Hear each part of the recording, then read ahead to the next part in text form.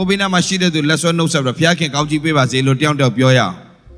Jonah David Lafide. Kayingla. The show Madima Solo. Till a mutuara le molavi. So Kayingla, a me Kala a pay Kayin Sissy appear. Who are like a last sissy. Poundjima to a song yard. The only fish out and a poundjive. My little Madi. Did I fish out like Poundjive? Area bow when I jump much and not pay them is so ne. General Yala. General Element Willa de Luba. Willa Yoni no Magaubia. Meet Tazu a paya imada chide, General pay paya chide, General me paya ayan chide. Paya chide meet Tazu a pop wallades or a Korean mobia. Korean bo. General John T. and you go on Mari, the man nene papa pavare. Sambia puede, the man, General you go on Mari, but pavare. General John and T. The two Balauti Tilas, General Saga arted a chingar to Buddha do she. The dinner she let General Saga arted at 2 Buddha do.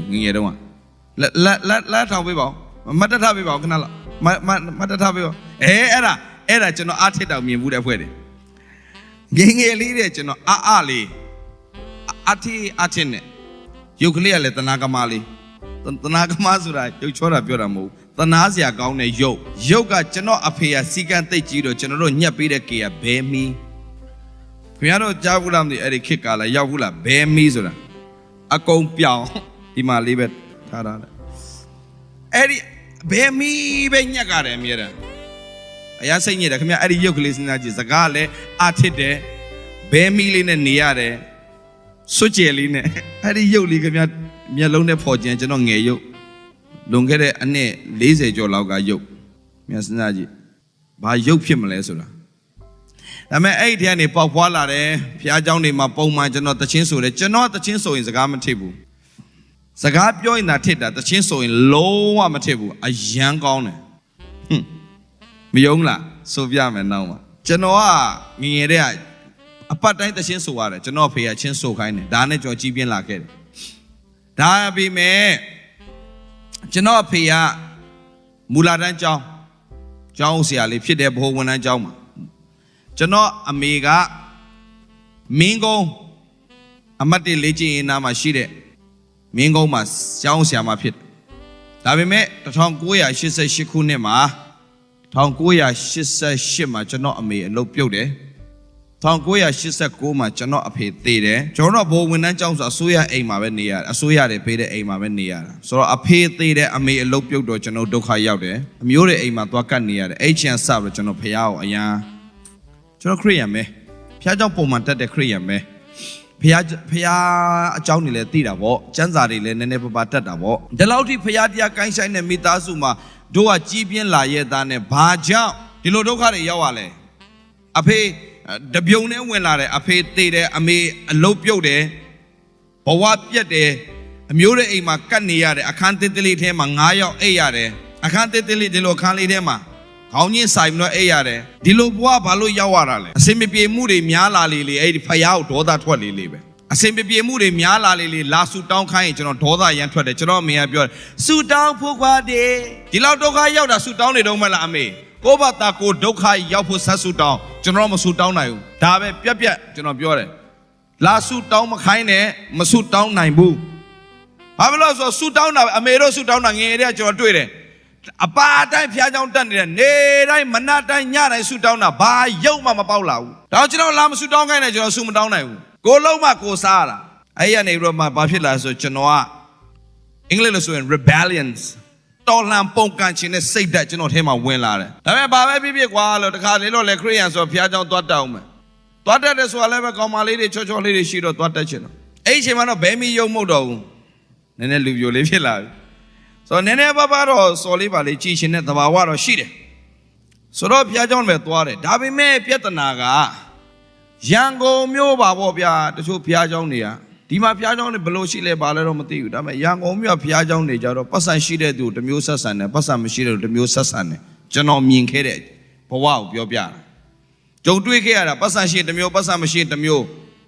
Sura, Papila Lesoro, oh, Amia Lebia, Josa Yonka near a change the channel accounts are basing I'm le. Masin I know Papila Suro Chonoroa, they chuchu the daily near.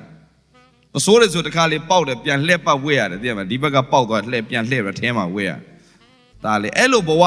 ဝမှာရန်ကုန်မြို့ရဲ့ဖျားเจ้าကြီးနေမှာတွားတိုင်တောင်းလူအပေါင်းတင်မလုပ်ဘူးတောင်းလူကကျွန်တော်တို့ကအဖတ်မလုပ်ဘူးအဲ့ခါမှာဘာဖြစ်လာလဲဆိုတော့ဖျားเจ้าကဟာတွေလည်းလကားပဲပြောတော့ဖျားလက်ကကာယအဖွဲ့တွေဖျားเจ้าတက်လဲဘာမှမထူးဘူးဆိုပြီးတော့ကျွန်တော်ကလောကလမ်းထဲမှာပဲတွာလာအသက်ရှင်နေကျွန်တော်မူရစေဝါသမားဖြစ်သွားတာအဆိုတော်ဖြစ်ချင်တယ်လဲပါတော့ကွာငါတနေ့အောင်မြောင်လုပ်မယ်ဘာမှတော့မလုပ်တတ်ဘူးဒါပေမဲ့နေပါတော့သင်းဆိုတတ်တယ်ဆိုတော့ငါအဆိုတော်ဖြစ်အောင်ငါလုပ်မယ်ဆိုတော့အဆိုတော်တွေနားသွားကြိုက်နေအဆိုတော်တွေဝယ်ခိုင်းတဲ့ဇလိတ်လေးဘာလေးမူရစေဝါလေးနည်းနည်းပါရှောက်ဝိုင်းနေကိုယ်ခလဲမှာဖြက်ရှူရင်းနေဆွဲဝါအဆိုတော်မဖြစ်ပဲနဲ့ဘိန်းစားဖြစ်သွားအောင်ဘိန်းစားလိုက်ရက်တောက်လိုက်ဘိန်းစားလိုက်ရက်တောက်လိုက်တပြေးနဲ့ဘာဖြစ်လာဆိုငငယ်လေးနဲ့ကိုကအယက်သမားရုပ်စခင်ဗျာတွေ့ဘူးလားမသိဘူးတောင်မူကမှလာကြည့်လိုက်ကျော်တွေ့ဘူးတယ်ဒီမှာတောင်မူကမှကျော်လာတွေ့ချင်းကျွန်တော်ညီကိုလေးတော်များကျော်တွေ့လိုက်တယ်မျက်နှာလေးနဲ့နဲလေးဖောရောင်းတာတွေ့တယ်ကျွန်တော်အဲ့ဒီရုပ်ဖြစ်ခဲ့တယ်ဘိုက်လေးကပူလေးဘိုက်ပူနံကားလေးမျက်နှာလေးအလုံးလဲရေးလဲစော့တယ်ကျွန်တော်ရေးလဲအရက်ကြိုက်တယ်အရက်ကလည်းခင်ဗျာဘာရက်လဲဆိုတော့ပတ်စံလုံလောက်မရှိတော့ခင်ဗျာရွာကအရက်ပေါ့ရွာကအရက်ဘီအီးတွေပါမလာဘူးချက်ရက်ဆွဲငယ်လေးနဲ့ကျော်တောက်တာတောက်ဒီတောက်ဘူးတောက်ဒီတောက်နဲ့ဘာဖြစ်လာဆိုရုပ်ကငယ်လေးနဲ့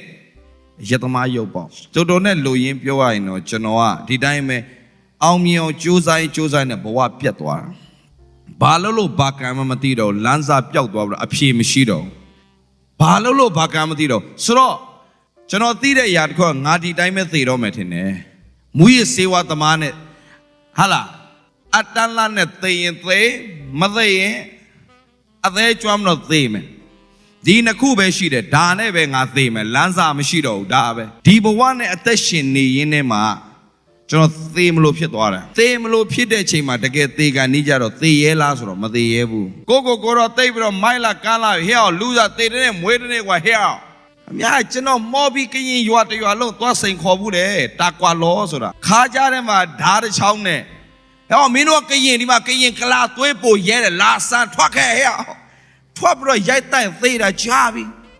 အဲ့ချိန်တော့ဖရလည်းအားလုံးနဘင်းလှုပ်ထားခိုင်းလားမသိဘူးဘယ်သူမှမထွက်လာဘူးဒီမော်ဘီတာကွာလောကျွန်တော်သွားရန်ရှာဘူးတဲ့ဘယ်သူမှမကြားလို့လားမသိဖရကျေးဇူးတော့အဲ့လိုမျိုးတွေကျွန်တော်ဘဝဖြစ်ခဲ့တာမစကြည့်အဲ့လိုစိုးသွားမရိုင်းတဲ့လူတယောက်ဟဲ့ငါဘာမှလာပြောနေရောဖရတဲ့လာပြောနေရောတေတနေ့မွေးတနေ့ပဲဟဲ့တေချင်းဆိုတာရှင်ပြီးတေမှာပဲဟဲ့လူတန်းတေတယ်ဘာဖြစ်တေကနီးကြတော့မဟုတ်ဘူးဟဲ့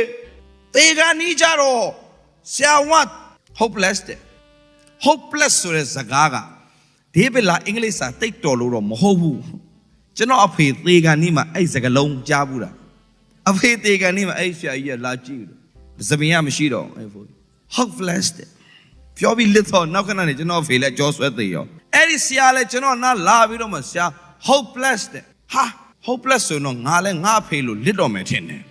အဲ့ဒီအချိန်မှာပိုဆိုးတာကအသက်ရှူမဝတော့ဘူးအခုချိန်မှာအသက်ရှူလို့ရတာကျေးဇူးတော်ချီးမွမ်းအသက်ရှူလို့ရတာကျေးဇူးတင်အခုကအလကားလေအလကားရနေတာခင်ဗျားတို့ဖယားကိုကျေးဇူးမတင်တတ်ဘူးနော်အောက်ဆီဂျင်ဝယ်ရှူရတဲ့ချိန်ကျမှဖယားကိုကျေးဇူးတင်တတ်လိမ့်မယ်ခင်ဗျားအဲ့ချိန်တော့ကျွန်တော်ကအသက်ရှူခြင်းရှူလို့မရတော့လေမင်းဆို့တာလားရင်ပတ်ပဲကြက်တာလားဒီမှာဘာဖြစ်လို့ဖြစ်မှမသိဒီအလုံးကြီးတစ်ခုမြတ်တင်ထားသလိုလို့အသက်ရှူလို့မရတော့စူးစမ်းရှူတယ်မရတော့သိလာပြီဒီကောင်နောက်ခဏနေသေတော့မယ်တဲ့သူများဘေးနားနဲ့လဲမင်္ဂလာစကားတွေပြောနေပြီအဲ့ဒီအချိန်မှာဘာလို့ရမှမသိတော့တဲ့အချိန်မှာငါဆူတောင်းရင်ရပါတော့မလားဘာလို့တို့ငယ်တော့ကြားဘူးတယ်လေမင်းမကောင်းရင်မင်းဘယ်လောက်ဆူတောင်းတော့ရမှာမဟုတ်ဘူးမင်းဖះနဲ့မအောင်လဲနေဘောကောင်းလဲနေအောင်တော့ဒါဘာသာရေးဆိုတော့ကျွန်တော်ကအဲ့ဒီအချိန်မှာမျောလင့်စရာမရှိတော့ဘူးဒါပေမဲ့ငယ်တုန်းကစန်းစကူးဆရာမတင်ကြားခဲ့တဲ့ကျမ်းပိုက်လေးတစ်ပိုက်ကိုကျွန်တော်အုံနောက်ထဲမှာပြောင်းဝင်လာတယ်အဲ့ဒါတော့ငါ့ကိုခေါ်ငါထူးမယ်တဲ့ကြားဘူးလားမသိဘူးဆိုကြည့်အောင်ကြားဘူးပါတယ်ဆိုတဲ့အဖွဲ့တွေခဏလေးရန်ဒီကမကြားဘူးပါဘူးဆိုတဲ့အဖွဲ့တွေကြားဘူးလားဆိုကြည့်အောင်1 2 3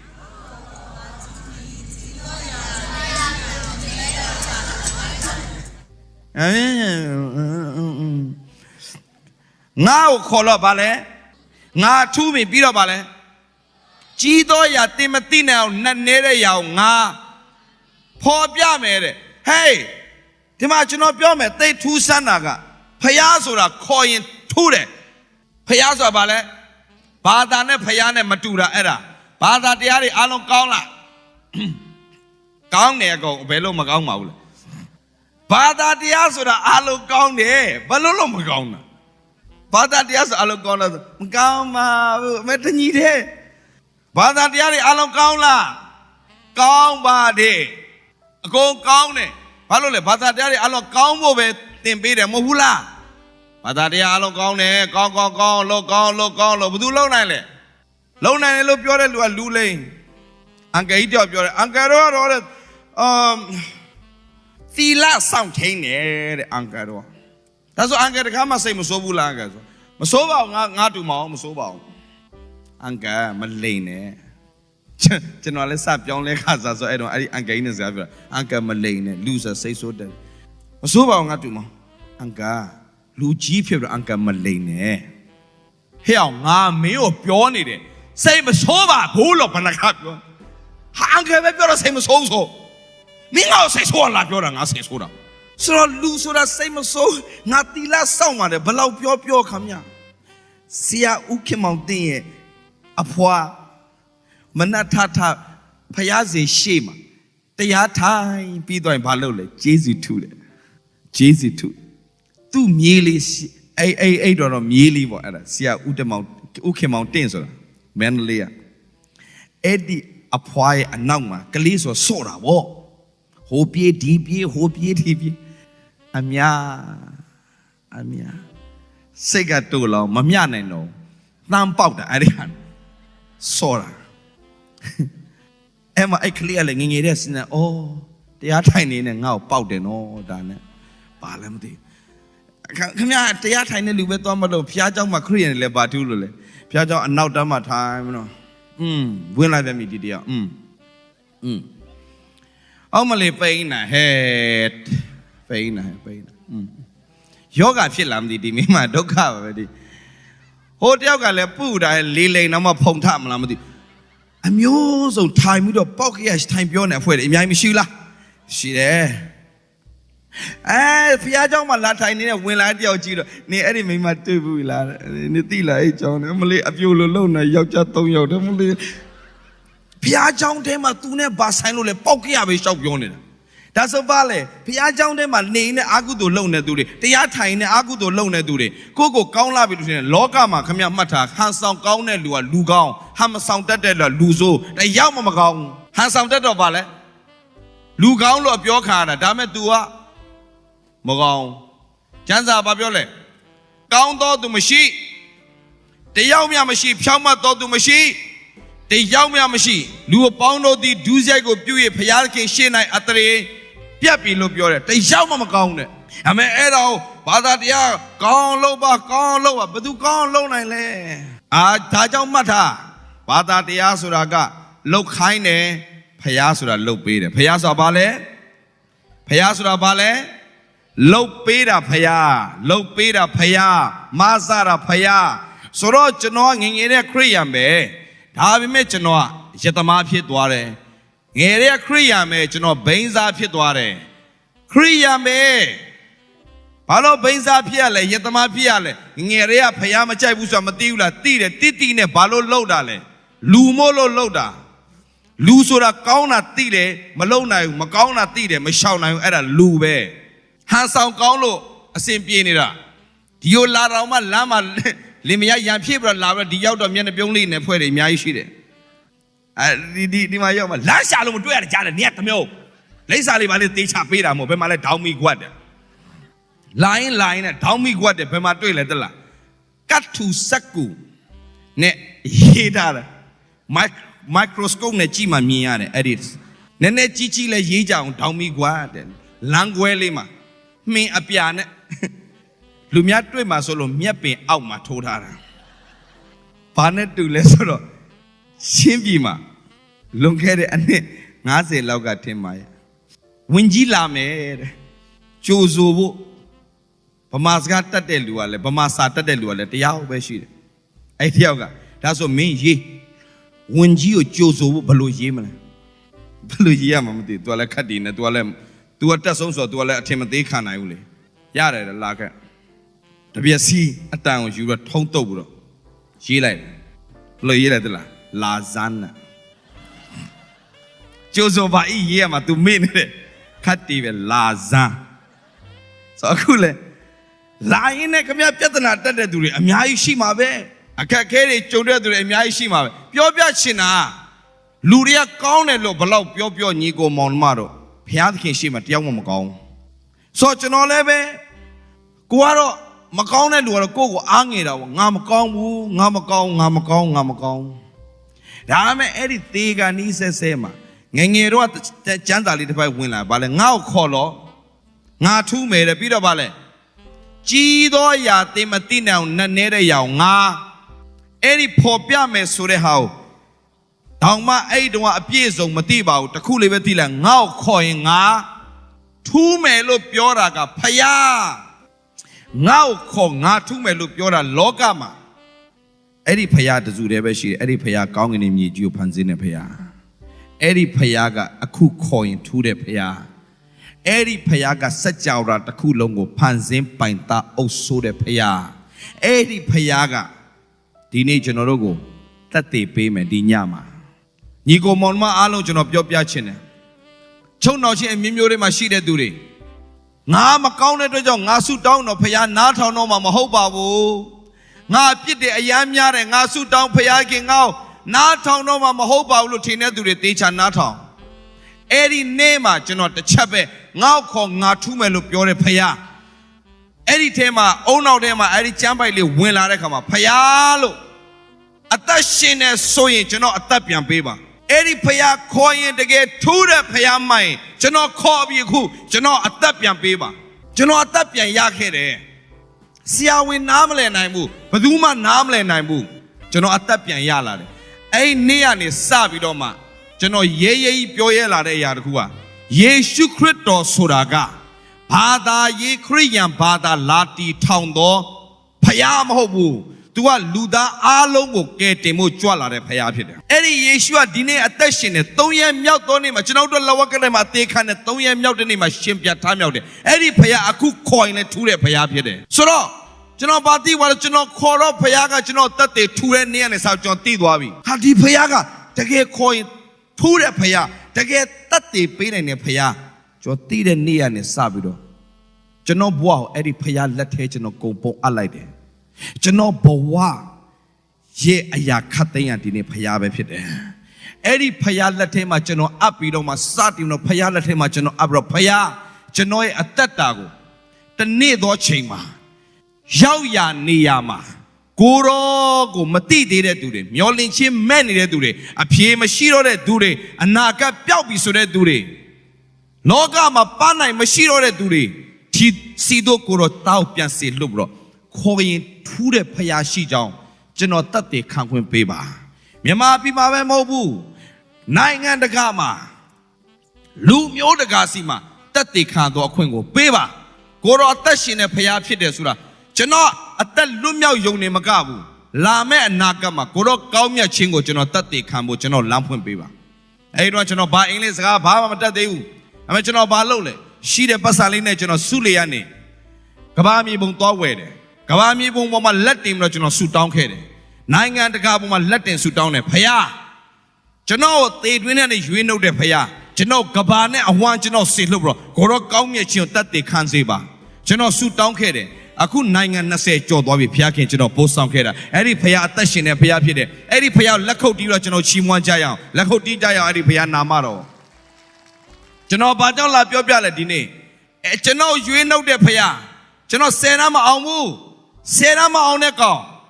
နိုင်ငံတကာမှာသွားပြီးတော့ဖယားကောင်းမြတ်ခြင်းတတ်သိခံခွင့်ရတယ်ကျွန်တော်ကိုယ်တော်မှမဆတဲ့ဖယားသင်ကိုမဆဖို့ရန်တော့အစင်သင်ရှိနေဒီညမှာတခုပဲတင်နှလုံးသားတကားလေးဖွင့်မလားအဲ့ဒီဖယားကိုယုံယုံကြည်ကြည်နဲ့အသက်တာကိုအနှံလိုက်ရင်ဖယားတာဝန်ယူသွားလိမ့်မယ်နောက်တစ်ခုထပ်ပြောပြမယ်ချုံနှောင်ခြင်းဘဝနေမလွတ်မြောက်နိုင်တော့သူတွေဘာချုံနှောင်ခြင်းလဲတဲ့ကျွန်တော်တစ်သက်လုံးဆက်လိုက်ဖြတ်လို့မရဘူးကျွန်တော်ထင်ခဲ့တယ် တသက်လုံးအရက်ဖြတ်လို့မရတော့ကျွန်တော်ထင်ခဲ့တယ်တသက်လုံးဘီယာဖြတ်လို့မရတော့ကျွန်တော်ထင်ခဲ့တယ်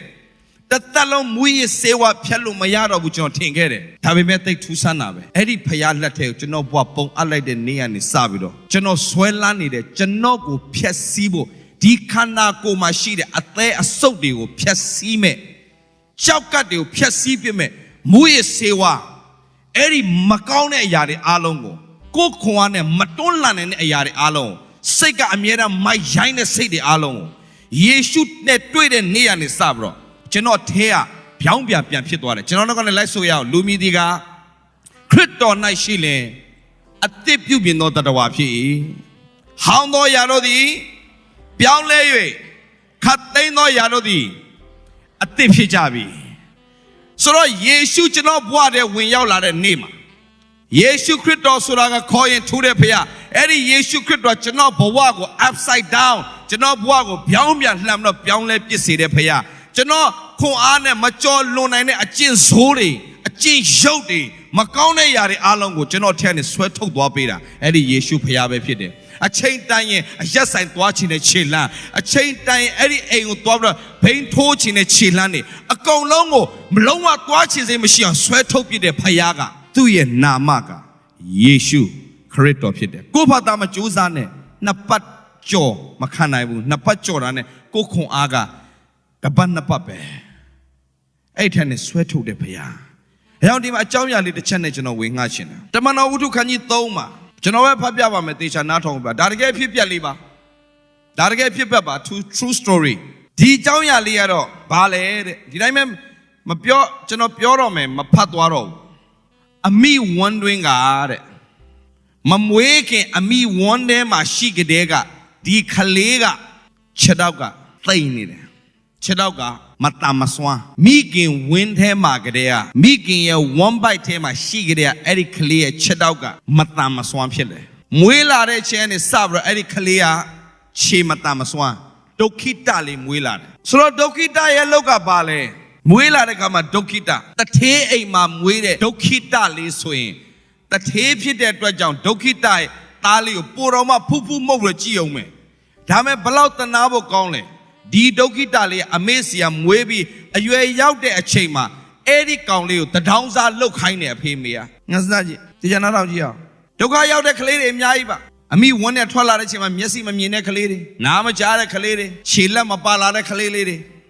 ဒါမဲ့ပတ်စံချမ်းသာတဲ့မိဘတွေကသူတို့ special ထားတယ်။မဲ့ဒီကလေးဘဝတနာဖို့အရန်ကောင်းတာမွေးလာတယ်တဲ့အရွယ်လေးစားရောက်ပြီဆိုတော့ဘာလောက်ခိုင်းလဲဖေမေကသူ့ရဲ့မိသားစုကသူ့ကိုတထောင်စားလောက်ခိုင်းတယ်တောင်းစားခိုင်းတယ်ဘဝလေးကအမိဝင်းတွင်းကမေခြေမစွမ်းသောလူတယောက်ဒီတဲ့သူများတွေထမ်းထမ်းပြီးတော့သူ့ဘယ်မှာထားလဲဆိုတော့ဗိမာန်တော်တဲ့ဗိမာန်တော်လူတွေအများလာတော့ဖျားရှိခိုးတဲ့နေရာမှာအပေါဝနာမှာထိုင်ပြီးတော့တောင်းစားခိုင်းတယ်ဆိုတော့ဒီကလေးရဲ့ဘဝကိုကြည့်အောင်မွေးလာတဲ့အခါမှာလည်းသူများနဲ့မတူတဲ့ဘဝသူများသွားသလိုမသွားနိုင်ဘူးသူများထားတဲ့နေရာမှာပဲနေရတယ်ကိုဘဝကိုကိုသိပ်ပြီးတော့မှဒုက္ခရောက်ပြီလို့မထင်ကြနဲ့ကိုထက်ဆိုးတဲ့သူတွေလောကမှာအများကြီးရှိသေးတယ်တခါတလေမှာကိုဒုက္ခကိုပုံကြီးချဲ့တဲ့ဖွဲ့တွေအများကြီးရှိတယ်အမေဒီကလေးရဲ့ဘဝကိုကြည်စားဒီကလေးဘဝကိုကြည်စားမွေးကလေးကဒုက္ခိတခြေမတမစွမ်းသူများတေမသူများချတဲ့နေရာမှာနေရတယ်သူများကျွေးတာစားတယ်သူများပေးတာယူရတဲ့ဘဝကျွန်တော်ဒီနေ့ပြောချင်တဲ့ຢာအဲ့လိုဒုက္ခရောက်တဲ့သူတော်မှလောကမှာမျောလင့်စရာမရှိတော့ဆိုတဲ့လူတော်မှဖခင်အကြံစီရှိတယ်ဆိုတာကျွန်တော်ပြောပြချင်တာသင်အဲ့လောက်ချိန်နေမစိုးသေးဘူးသင်ဘယ်ချိန်နေမှာရှိလဲသင်အတွက်လမ်းသစ်ကိုပြင်ဆင်ပေးနိုင်တဲ့ဖခင်ရှိတယ်အသက်လမ်းကိုပြင်ဆင်ပေးတဲ့ဖခင်ကောင်းကြီးလမ်းကိုဖွင့်ပေးနိုင်တဲ့ဖခင်သူမြတ်လောကမှာလမ်းဆုံးပြီဆိုရင်လမ်းသစ်ကိုဖန်ဆင်းမနိုင်တဲ့ဖခင်ကကျွန်တော်တို့ဖခင်ရှင်ဖြစ်တယ်လမ်းမရှိတော့ဆိုတဲ့အချိန်မှာလမ်းကိုပြင်ဆင်ပေးတဲ့ဖခင်ဒီနေ့ဒီမှာကြည့်ရဒီကလေးအချိန်တိုင်းသွားဗိမာန်တော်တကားနာမှာသွားချထားလိုက်ပြီလာတဲ့သူတွေအားလုံးဘလို့လောလဲကိုကြီးစွန့်ကြဲရောက်ပါဘေးကမ်းမှာကိုကြီးဖျားကြောင်လာတဲ့သူတိုင်းကိုဗိမာန်တော်လာတဲ့သူတိုင်းကိုသူတောင်းရတယ်သူများဆိုရင်လေအလူငွေထဲပေါ်ပတ်စံမလောက်ရကြားတဲ့တောင်းစားတမျိုးဒါလည်းပြောခံအောင်ပါပဲတောင်းစားတော့မပြောနဲ့ခင်ဗျဖျားเจ้าနေအခုနှစ်ခါသုံးခါလူငွေကောက်ရင်ဖ ရားကြောင့်လူတွေဒီဖျားကြောင့်လေလူငွေပဲကောက်မှာအခုကတထောင်စားဗိမာန်တော်နားမှာလာထိုင်ပြီးတော့ဘာလို့ဗိမာန်နားသွားထိုင်လဲဆိုတော့ဗိမာန်တော်လာတဲ့သူတွေကတော့နေဘဘစိတ်ကောင်းရှိကြမှာပဲထိုင်တောင်းစားနေရတဲ့ဘဝအဲ့ဒီချိန်မှာတဲ့ထူးဆန်းတာတစ်ခုဖြစ်တယ်တဲ့ဒီလူလေးရဲ့ဘဝကိုကြည့်အောင်ဝေကလေးကချေမတမ်းမစွမ်းအရွယ်ရောက်တာနဲ့ဘာလုပ်ပြီလဲသွားမင်းထေမတမ်းမစွမ်းတာအလကားမင်းကိုထိုင်ကျွေးရမှာလား no မင်းသွားပတ်စံရှာမင်းလုံးနိုင်တဲ့ຢာတစ်ခုရှိတယ်တထောင်စားတော့ तू ရွေးချယ်တာမဟုတ်ဘူးတထောင်စား तू များသွားထားတာ तू ဘဝကကိုတော့ကိုမပိုင်ဘူး तू များထားတဲ့နေရာမှာနေ तू များခိုင်းတာလို့ तू များကျွေးတာစားပတ်စံရလာလို့ तू အကုန်ရမယ်မထင်နဲ့လာထမ်းတော့ပို့ပေးတဲ့သူတွေကသူ့ဆရာပတ်စံယူအောင်မယ်ညဘဝစဉ်းစားကြံဘလောက်ဆိုးတဲ့ဘဝလဲဘလောက်ထီးကျန်တဲ့ဘဝလဲဘလောက်အနာဂတ်ပျောက်တဲ့ဘဝလဲကိုသွားချင်တာမသွားစားချင်တာမစားနေချင်တာမနေအောင်လှုပ်ချင်တာမလှုပ်ရတဲ့ဘဝထဲမှာသူတို့ရှိတယ်ဒီကလေးရဲ့ဘဝဒါမဲ့ကျွန်တော်နားလဲသိချင်တယ်ဒီထဲမှာရှိတဲ့ညီကိုမောင်မတွေမှာဘယ်လိုပြဿနာတွေရှိလဲဘယ်လိုခက်ခဲတွေရှိလဲအဲ့လောက်ဆိုးတဲ့ခြေနေမျိုးရှိလားအဲ့ဒါတာရဆိုးတဲ့သူလည်းရှိနိုင်ပါလိမ့်မယ်ကိုဝန်းတာကိုသာတိဆိုသလိုကောင်းကောင်းမွန်မွန်ဝတ်ဆင်လာပေမဲ့လည်းပဲအထဲမှာကိုပူကိုသာတိဆိုသလိုအထဲမှာပြဿနာခက်ခဲရှိနေသူတွေအများကြီးရှိလိမ့်မယ်ဒါမဲ့ကျွန်တော်အားပေးခြင်းတယ်ဒီနေ့အငယ်3မှာခန်းကြီး3ငယ်3မှာပေတရုနှင့်ယောဟန်တို့သည်ဗိမာန်တော်သို့ဝင်ပြီးလာကြသည်ကိုထိုသူသည်မြင်လင်စွန့်ကြဲပါဟုတောင်းလေတယ်ရှင်ပေတရုနဲ့ရှင်ယောဟန်ဗိမာန်တော်ထဲဝင်ပြီးတော့ဘုရားဆုတောင်းဖို့နှစ်ယောက်လာတဲ့အချိန်မှာဘုရားအသုံးပြုတဲ့အမှုတော်ဆောင်ကြီးတွေကောင်းကောင်းမွန်မွန်ဝတ်ထားတဲ့အမှုတော်ဆောင်ကြီးတွေလာတော့မြင်လဲမြင်ရောဟာသူ့ကိုဘယ်သူမှတော့လှဲမကြည့်ဘူးအမေအဲ့နှစ်ယောက်လာတာတွေ့လဲတွေ့ကောပေတရုနဲ့ယောဟန်ကိုကြည့်ပြီးတော့ကျွန်တော်ပေးကြပါဦးနည်းနည်းလေးစွန့်ကြဲခဲ့ပါဦးကျွန်တော်ဘိုင်းမစားသေးဘူးဘိုင်းရစားနေထွေးလည်းမစားသေးပါဘူးကိုကြီးတို့အဲ့ဒီချိန်မှာပေတရုနဲ့ယောဟန်ကအဲ့ဒီတောင်စားနာကိုကတ်သွားပြီးတော့မှခြေမတမ်းမစွမ်းတဲ့တောင်စားနာကတ်သွားပြီးတော့ငါတို့ကြည်စားနဲ့ဝေါတောင်စားကိုဘယ်သူမှအဖတ်မလုပ်ဘူးဒါမဲ့တောင်စားဆိုတာဘယ်သူမှဖတ်လို့တော့စကားမပြောဘူးဒါမဲ့အဲ့နှစ်ယောက်ကပေတရုနဲ့ယောဟန်ကလာပြီးတော့ငါတို့ကြည်စားနဲ့အငယ်၄မှာထိုအခါပေတရုနဲ့ယောဟန်တို့သည်ထိုသူကိုစစ်စစ်ကြည့်၍ငါတို့အားမျောကြည့်ခေါင်းတော့မမောနိုင်ဘူးကျွန်တော်ပေးကြပါကြွေးကြပါကျွန်တော်ပိုက်စားနေကျွန်တော်မိသားစုလည်းကျွန်တော်မကြွေးဘူးအကိုတို့ကြွေးမစားတာပါကိုတို့ရဲ့အော်နေတဲ့အချိန်မှာပေတရုနဲ့ယောဟန်ရှေ့လာတော့ဘာလာပြောလဲညီကိုမောင်မတော်မှတ်ထားအဲ့မှာအရေးကြီးတာအများကြီးရှိတယ်ကျွန်တော်ပြောပြမယ်နောက်ခဏနဲ့မျောကြည့်စားတောင်စားဘလောက်အော်သွားမလဲဘယ်သူမှအဖတ်မလုပ်တဲ့တောင်စားကိုပေတရုနဲ့ယောဟန်ဆိုတာ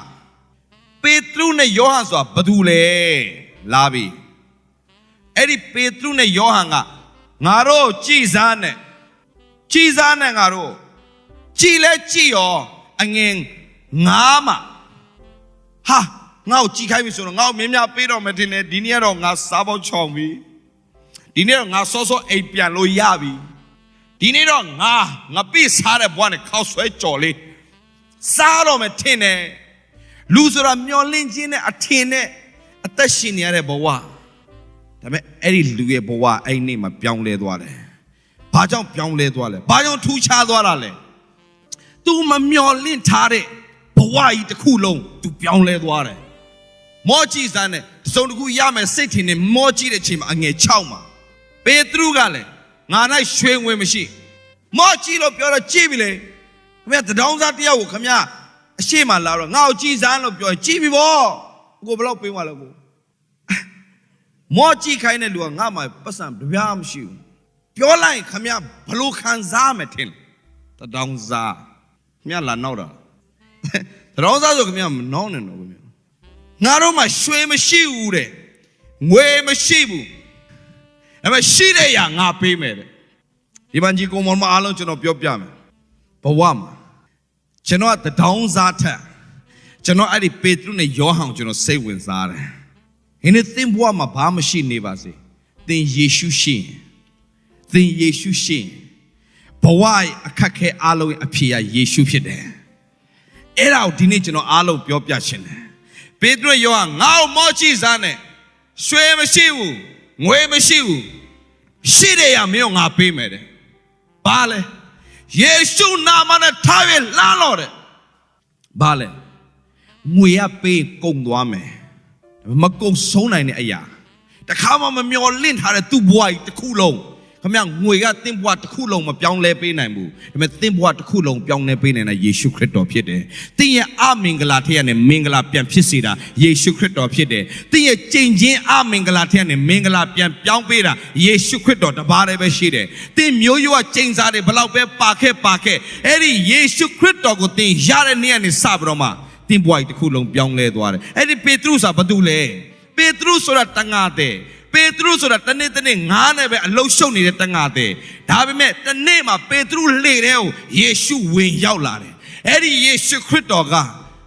Nashani de Petru. The Yalo Chosado, not the Kauma Mayare Petru, Yeshu Miene Kama. Zagaro Piede Kama, Yenea Yeto Shule, now old like Sane. Oh, there come a bike on Sophia Matangamias or Yarekama. Nari a colon talking about Yeshu now go light water. Eddie Pedro.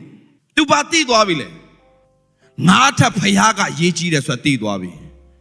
Powama Timbani Shanile. Tin Teleme. Nga Logama. Aku ngala tema 30 yashi. Nga sem pie bilo Teleme. 30 yarelua. 30 town talo chinlare. 30 town low chinel. Think the town Yala and Lua, think the town Tapper Luchinare. Lua Beroma, Palau Ya, Tape Luchinida, Beroma Simane, 1 Yauchin Mayana, Simane, 1 Yauchin, Yeshu Yama Pide. Simane, 1 Yauchin, Thima Shida, the Jelline, 1 Yauna, Yeshu Jam. Yeshu Mapai, think let him a person, think the town she let think 1 Yauna. They ain't Banalon she, think Abanasi she. Timmy got the Banakuba she, Yeshu machine. Peroma 1 Yauchin from Mashivu Lokama. General Shout Yola Mobu. General Mace with Yai, Cabane 1, Yamabi Cabane 1, millionaire General Mace with Yai. Tayabi, Mabi Debu, Tata Lochin, Pay Doma Mabinaibu. Where she be a now is him a bebu, a now young, we are seeing Piano like Jamai, Macaumiabu, Tanebe, Lepan and Lokaiva. But do she mapile? Yeshu Petru Piola Shishinli. Now Tangate Bowagani. Now Tangate Bowagani. Dilo Tambando if you say that. Yeshu. Me don't get that Bowani Roma. Lumia Sebule, Eddie Yeshu Vetanine. Me Passan town and shop light door. Me the get lona Passamabu. The get lonida. Yeshu. Benama Shida to last one of Piola. Tin lona Yeshu Balu Piola. Che Pio, Tin lonida Yeshu Balu Pioya. Lonida Yeshua. Come here below by Alminchin Yaya. Come here below by Chanta Chua. Yeshu Machine, come here. Hands sound Pionira.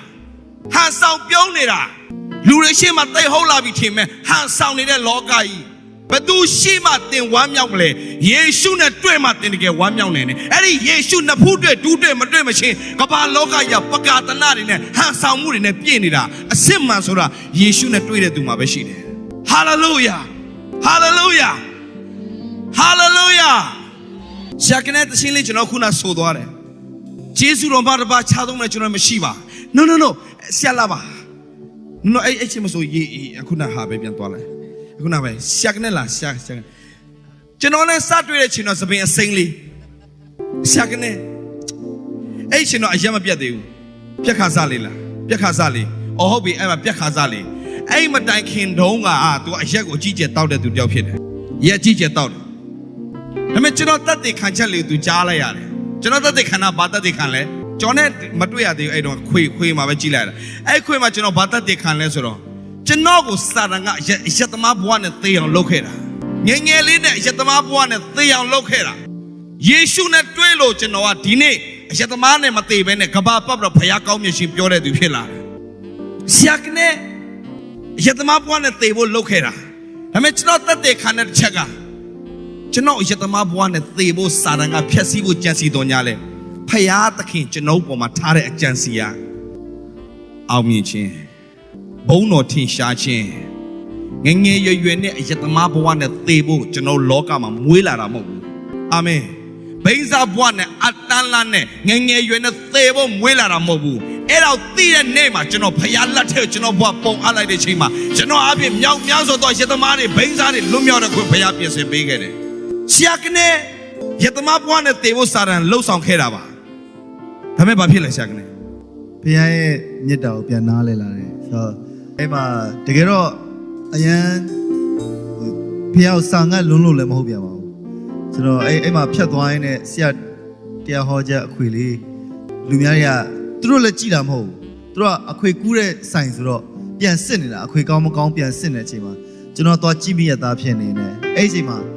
Siapiore Tati Caneyalia, to Siawu. Saranga, Ayatama wanted the on 30. Time Payadkinga, Ayatama wanted Lamasonzi Bene, Almin Genepia attention series. General Atadapian Pianzi, the 30 Kanjapia.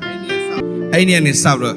Yatama one and Nabuado, Veroma, Lanso, Macam, Nabma, Piachima, Dojansi, Shide. Amen. The Beniamaba Shipsy, the Yatamaba Pipsy, the Sidamaba Pinipsy, the Tambote Chido to Diopshide. The Payaba Pianle, Lay Sama. The Ajatma one and Lama Sonzia. Pains up one and Lama Sonzia. Timbuaga, a trade in the Lama Sonzia. Say that Chane Buana, Gogo, that nation of Buane, Lama Sonzia. The name of the Miachilo are Oya at that Piara Compapias and Benane. Payaba go Pian level with Pialo Roside, Laco delay Piana Marocho Chimwanjaya. Hallelujah. In this second, Lumia Dwabi. Lumia Yone Magabu, 2 Abin. Payala te saka like the shema. Tu te tola de the chinia. Lungeri myang miazo to county pisire. Tu te tola de the chiapi. Korea the talon malobus and nono ya mema. The ya. Jano kane win la de mie in a miaqua. Ain't no name as you are debao. A sort of nono he's our way to Akuda Mema Pitobi. Eddie, Mutmila win out. More bit of win at it. The me Bapida let me pure. But do Balodale, Janoa. Mobi win out. No, Balodale. No, Pablo Mosia. Babida to me pure. To meet the chin not on it, ate the chin. Do a Boda Bata, the yo, so do a Babiosura. Jama pay me day in it. A pay me drum, Misho payment to machine wood. Perama Korea Malo would a pay Omale, the Malomboa, Misho, Bari Shidale, Any Misho, Bari Misho, Yalam Yalaramdu. I know show her a leader. Hey, Tim, Chamam Lolo Miabu would it. And after me the boy leave, Piana with the Mina sign up. I mean, I name her to win out Papiles. Siakan at the show not on it, Aina. Jesu don't matter, Pachado Mila, Juno Mashiva. Not on the yin nere. Nye donga Kalele go Mijiema Mone de Kalele 12 wave appear Yingwema Pilatelo Jamao Eri Payala by this year. A Paya Jamal Chite so Jama Tide Nianis Sabra Eri Chima Tide Chema Jama Eri Paya Majoman Nilo Miarosia A John Pio Piaba Yeshu John Pio Piare Chachima Yeshu Yonji Lakandware Hine Aitamia Payaki of the guests, long what Yatwa at the Mipia Dwabi. In it, Lunga de Yawe, a tata Sakachia, Miazo County Fide. The Hero Saranga to Yatamap one at the young loader. I mean, do it the chili api, Dinipia level Lunapia County Pierre Payapian Sebede. In any go on Malo Geno Piome, Genorogo, Payata Kinga, a chancy Chima or chancy Shide. Think to a Paya account of Pies in Hannah, Pina Mashida to Alo Pioleba. Think to a Paya account of Pies in Hare. Hallelujah. Think to a Paya Subway King Hare. Think to a Payakin Subway Pies in Hare. Think to a Payaki Yandu de Shima Subway King in the Payapide. Do you think of let you together Ludishima, think of Payaga Piambroma? Ah, all yellow de Payapia Gauchi Billyman. Think of let you together Ludi, think of Piachidra. Ah, all yellow de tea, Payapia Gauchi Billy and Payapide. Hallelujah. Machia. Hallelujah, Olo Jano, the Shakangan Alo Matine. Janoma Kangan Ale Mashu, Bada Lemashu, Janoma Shida Yeshua. Jano Tanguma Twatia Horde. Jano Pure Lady. Yeshus are Korean Bada Lati Town and Payamo. Yeshus are Muslim call it today. Hindu call it today. Boda Bada call it today. Korean call it today. Eddie Yeshua Luda Alo Ketimo Chuala. Korean Bada Tita Chuala Mobulo. Korean Bada with their pillow Bama too. I mean, Yeshua Yadwine or two child. ဒီနေ့ကျွန်တော်လာပြောပြတာခရိယန်ဘာသာဝင်တွေမှာဘလောက်ပဲရှိအယတမဘွားနဲ့မလွတ်ကြဘူးမဟုတ်လားခရိယန်တွေဘိန်းစားဘွားနဲ့မလွတ်ကြဘူးမလားအိမ်တော်ဖောက်ပြန်ခြင်းနဲ့မလွတ်ကြဘူးမလားတကယ်လွတ်မြောက်ခြင်းလားဖျားเจ้าနားမှာပဲသူနေ့တိုင်းတောင်းစားနေပြီမဲ့ဟီလူကတထောင်စားဘွားတထောင်စားပဲဖျားเจ้าမှာရှိလို့ဘာမှထူသူဘွားဒါပေမဲ့ထူခြားသွားတာယေရှုနဲ့နှစ်ဖူးတွေ့ဒူးတွေ့ထားတဲ့ပေတရုရောက်လာတဲ့အခါမှာထူခြားသွားပြီနှစ်ဖူးတွေ့ဒူးတွေ့တဲ့ပေတရုဟာငါမင်းရောပေးနိုင်တဲ့အရာအကောင်းဆုံးအရာလောကမှာဘယ်သူမှမပေးနိုင်တဲ့ယေရှုငါပေးမယ်သင်ဘဝအနာဂတ်ပြောင်းနေပြီလားသင်ဘဝအဖြေမရှိတော့ဘူးလားသင်ဘဝမျောလင့်ခြင်းမဲ့နေပြီလားစူးစမ်းတော်ညာလဲအဖြေမရတော့ဘူးလားမိသားစုတော့ဝမ်းနေနေရတဲ့သူတွေသားသမီးတို့ကြေကွဲနေရတော့သူတွေစီးပွားရေးအတွက်ဝမ်းနေနေရတော့သူတွေဘာလို့ဘာဆက်လို့မသိတော့တဲ့လူတွေကျွန်တော်အားပေးခြင်းတယ်ခမရအသက်တာကအဲ့ဒီလူလိုပဲ